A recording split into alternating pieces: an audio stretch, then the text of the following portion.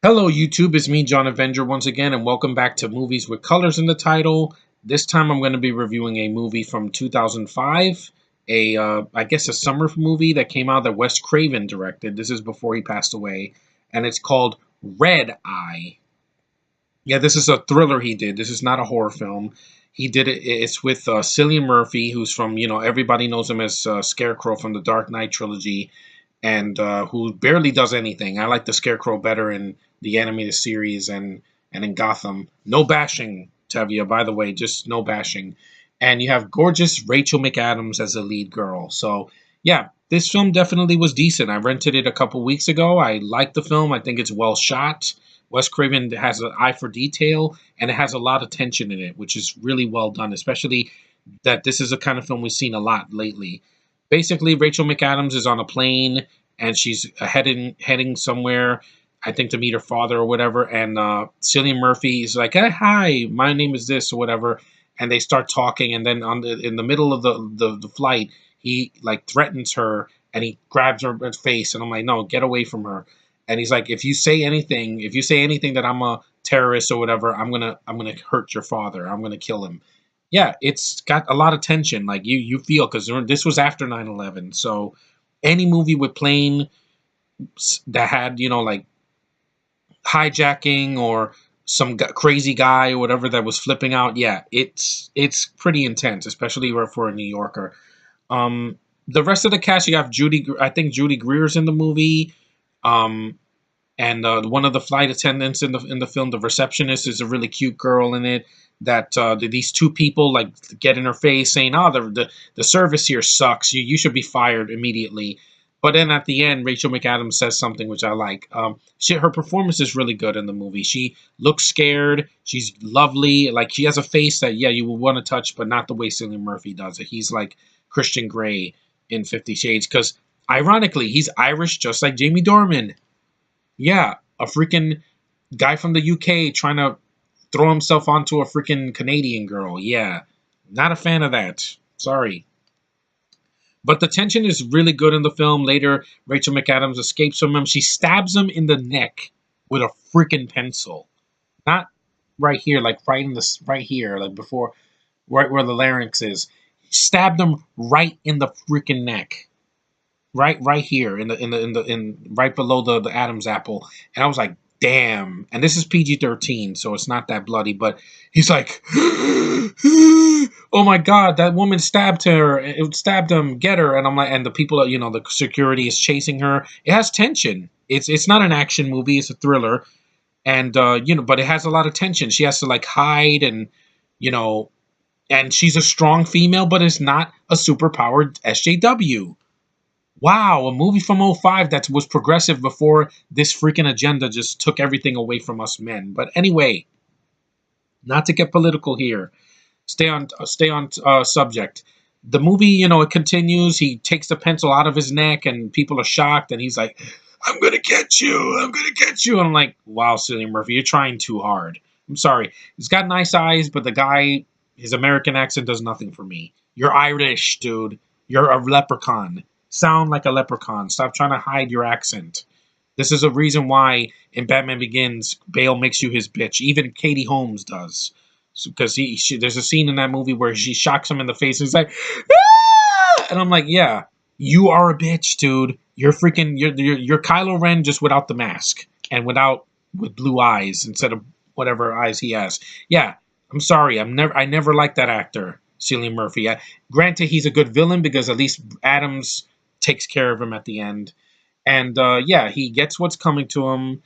You know where this is going. She meets up with her father later on. There's a scene. There's a crazy shootout in the building, and there's a bomb in the building in the house that they live in, and they have to evacuate. It's crazy. There's an explosion. This will make Michael Bay cream his pants, because it's actually a explosion that has a purpose.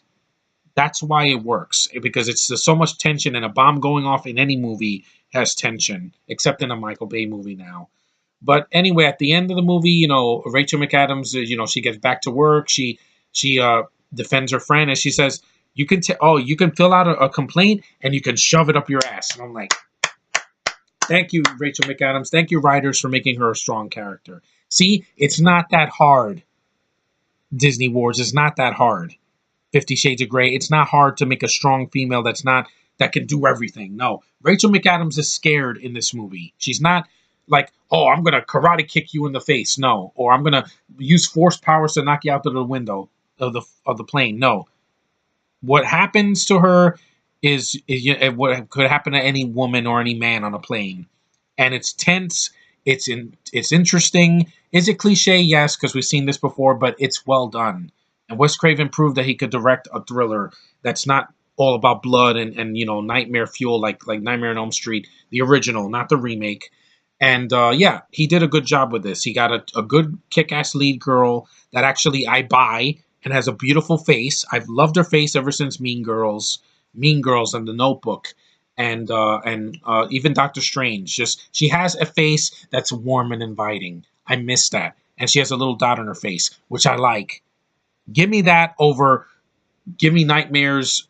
Freddy Krueger like face, like freaking Dr. You know who I'm talking about. But anyway, she's great in the film. I really enjoy this film. If you haven't seen Red Eye, I would recommend it. It's a thriller, and Cillian Murphy gets exactly what he deserves in this movie and in freaking Free Fire, which I saw as well with Brie Larson, because I want to see more stuff with her. Captain Marvel is going to make me forget about Hobo with a Stick. I guarantee you. I guarantee all of yous, that give me a hard time saying, oh, you're just sexist. Yeah, because I like the movie with a freaking female lead that actually is normal and is stronger than she looks. Yeah. And is Canadian, which I'm sorry, I'm biased. I like those women.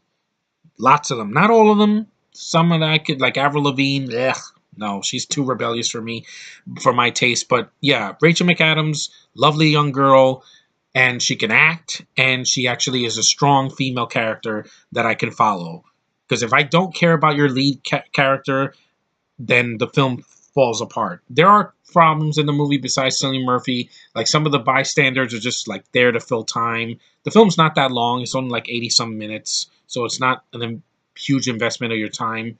And there's not a lot of blood in it because it's PG-13. But other than that, it's really fast paced. It's tense. It's really interesting. It's shot well.